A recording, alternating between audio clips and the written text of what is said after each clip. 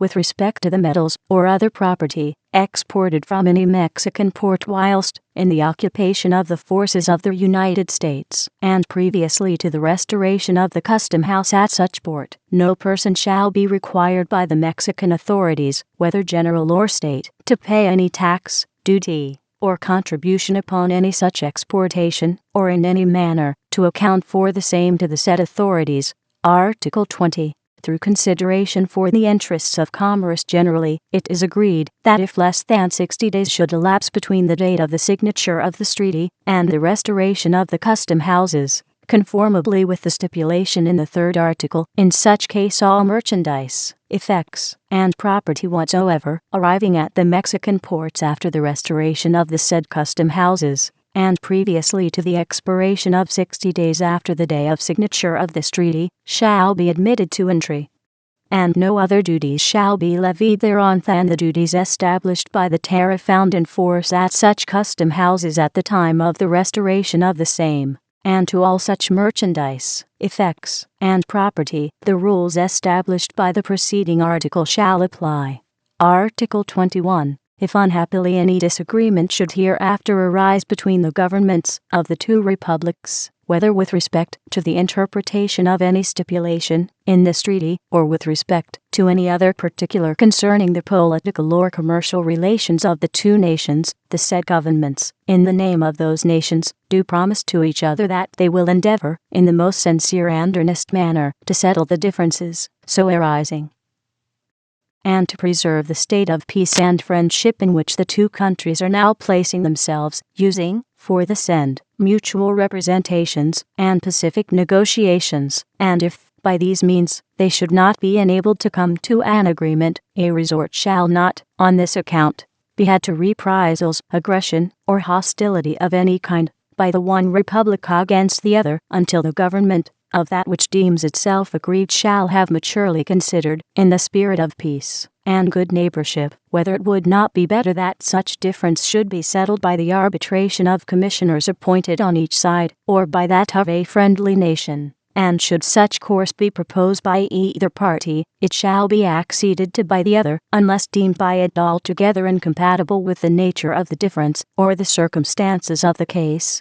Article 22. If, which is not to be expected, and which God forbid, war should unhappily break out between the two republics, they do now, with a view to such calamity, solemnly pledge themselves to each other and to the world to observe the following rules, absolutely where the nature of the subject permits, and as closely as possible in all cases where such absolute observance shall be impossible. 1. The merchants of either republic then residing in the other shall be allowed to remain 12 months. For those dwelling in the interior, and 6 months, for those dwelling at the seaports, to collect their debts, and settle their affairs, during which periods they shall enjoy the same protection, and be on the same footing,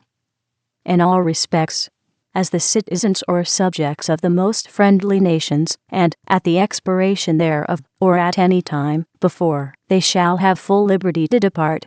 carrying off all their effects without molestation or hindrance, conforming therein to the same laws which the citizens or subjects of the most friendly nations are required to conform to. Upon the entrance of the armies of either nation into the territories of the other, women and children, ecclesiastics, scholars of every faculty, cultivators of the earth, merchants, artisans, manufacturers, and fishermen, unarmed, and inhabiting unfortified towns, villages, or places, and in general all persons whose occupations are for the common subsistence and benefit of mankind, shall be allowed to continue their respective employments, unmolested in their persons, nor shall their houses or goods be burned, or otherwise destroyed, nor their cattle taken, nor their fields wasted, by the armed force into whose power, by the events of war, they may happen to fall. But if the necessity arise to take anything from them for the use of such armed force, the same shall be paid for at an equitable price.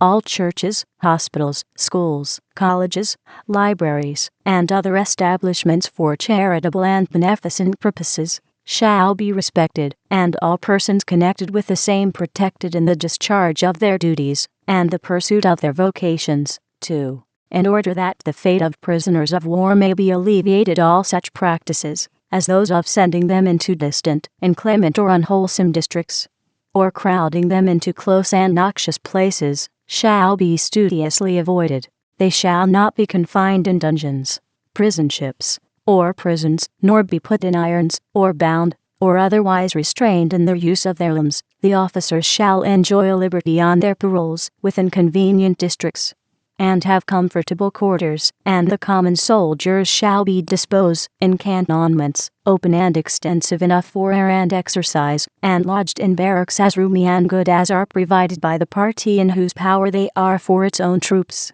But if any office shall break his parole, by leaving the district so assigned him, or any other prisoner shall escape from the limits of his cantonment, after they shall have been designated to him, such individual, officer, or other prisoner, shall forfeit so much of the benefit of this article as provides for his liberty on parole, or in cantonment. And if any officer so breaking his parole, or any common soldier so escaping from the limits assigned him, shall afterwards be found in arms previously to his being regularly exchanged, the person so offending shall be dealt with according to the established laws of war. The officers shall be daily furnished, by the party in whose power they are, with as many rations, and of the same articles as are allowed either in kind, or by commutation, to officers of equal rank in its own army, and all others shall be daily furnished with such ration as is allowed to a common soldier in its own service, the value of all which supplies shall, at the close of the war, or at periods to be agreed upon between the respective commanders,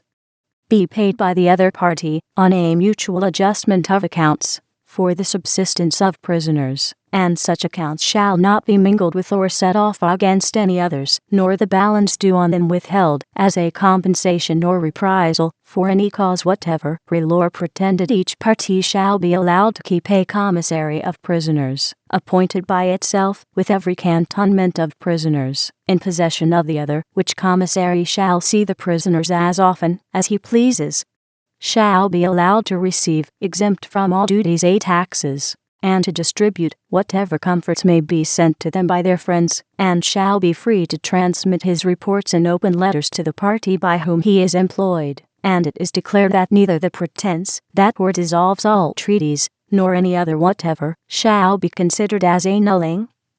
or suspending the solemn covenant contained in this article. On the contrary, the state of war is precisely that for which it is provided, and during which its stipulations are to be as sacredly observed as the most acknowledged obligations under the law of nature or nations. Article 23. The treaty shall be ratified by the President of the United States of America, by and with the advice and consent of the Senate thereof, and by the President of the Mexican Republic, with the previous approbation of its General Congress, and the ratifications shall be exchanged in the city of Washington, or at the seat of government of Mexico, in 4 months from the date of the signature hereof, or sooner if practicable. In faith whereof we, the respective plenipotentiaries, have signed this treaty of peace, friendship, limits, and settlement, and have hereunto affixed our seals respectively, done in quintuplicate, at the city of Guadalupe, Hidalgo, on the 2nd day of February, in the year of our Lord 1848, Nicholas Petrus, Luis P. Cuevas,